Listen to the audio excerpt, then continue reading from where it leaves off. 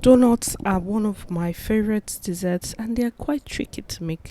But this video is going to give you a foolproof way to make donuts and get it right every single time.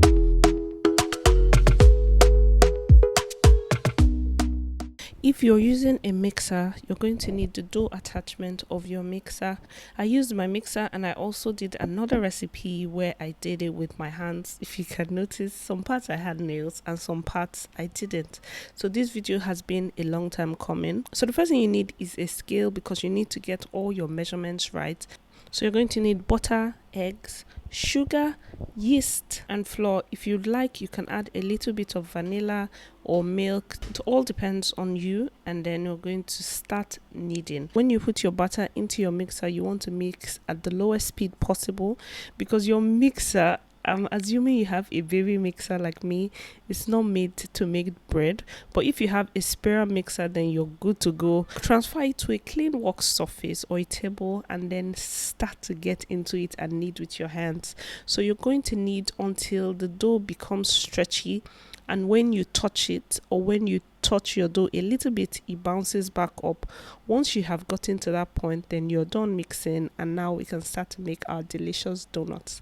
Now, because I want my donuts to be exact, I tried to just scale everything and make sure I have the same measurement for every single donut. For this video, I did 100 grams each of my pillow donuts. For the ring donuts, I just cut them up with my ring cutter and then they were good to go.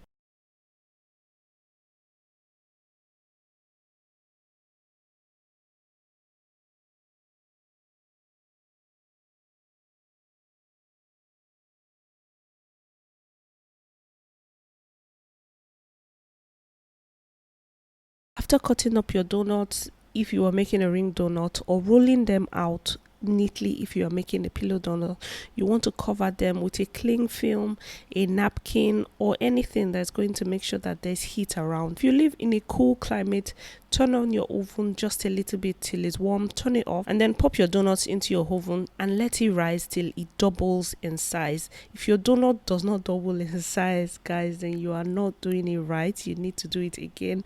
So it's one of two things: either your yeast is dead, or wherever your environment is too cold for your donut to rise. All I did was I covered my donut and then I popped them under the sun. Well, not directly under the sun. I just put them outside where it was really hot and covered it with a clean napkin, and it helped my donut rise. That's what I do every single time. The next step to get your perfect donuts with those perfect lines every single time is you need to fry your donut at low speed.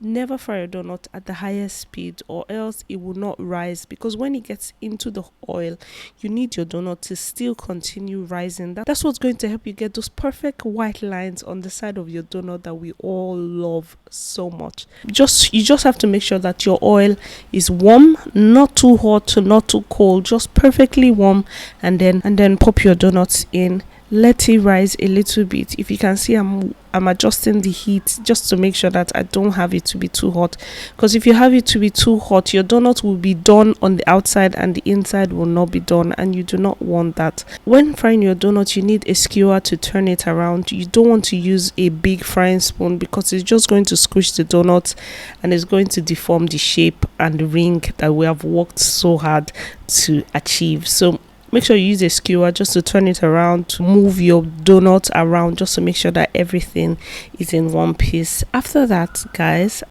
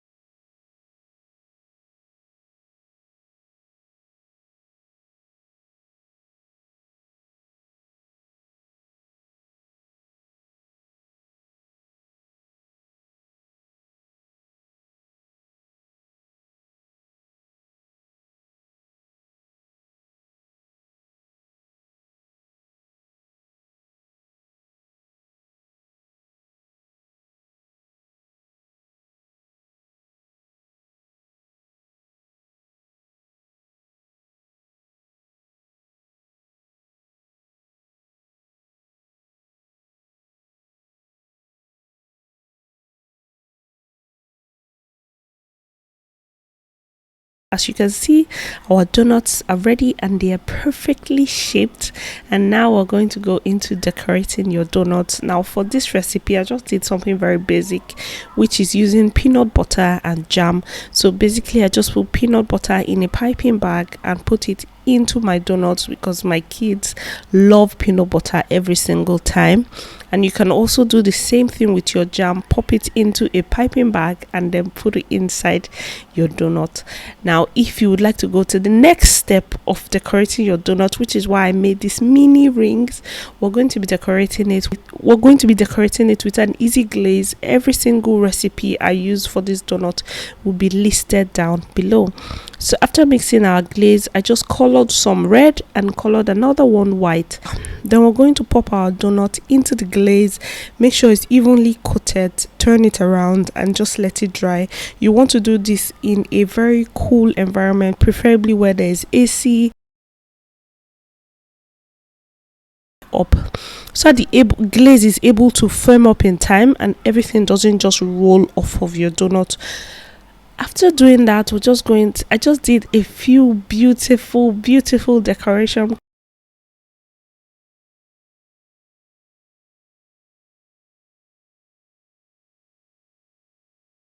I just did a few beautiful love themed decorations. I hope you guys like it and I hope you enjoy this recipe.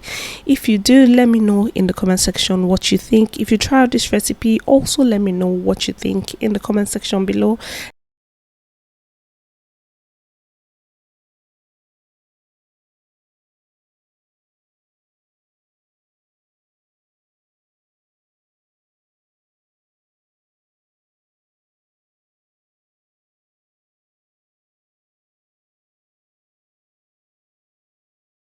Thank you guys so much for watching and I'll see you guys in my next video. Bye.